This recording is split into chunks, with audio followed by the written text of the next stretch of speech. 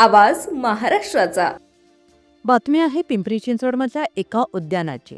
महापालिकेकडून पिंपरी सौदागर या उच्चभ्रू भागात गेली 4 वर्षांहून अधिक काळापासून योगा गार्डनची निर्मिती केली जात आहे।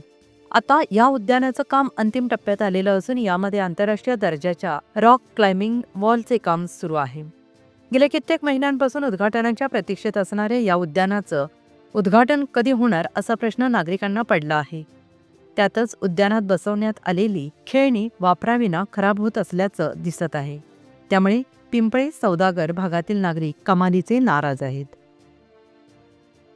खरं तर पिंपरी चिंचवड शहरामध्ये आतापर्यंत जे काही गार्डन डेव्हलप झाले त्याच्यामध्ये एक लँडस्केप आर्किटेक्ट चांगल्या एक प्रकारे घेऊन एक वेगळ्या पद्धतीचं लँडस्केप या ठिकाणी आम्ही सगळ्यांनी केलेलं आहे।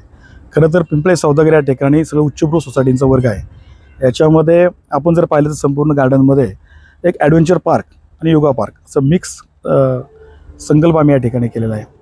आणि मिक्स कॉम्बिनेशन करत असताना याच्यामध्ये पुणे शहरामध्ये क्लाइम्बिंग वॉल म्हणजे जो ट्रॅक करू शकतो, ट्रॅकिंगमध्ये अशा पद्धतीचं कुठलंही क्लाइम्बिंग वॉल नव्हतं।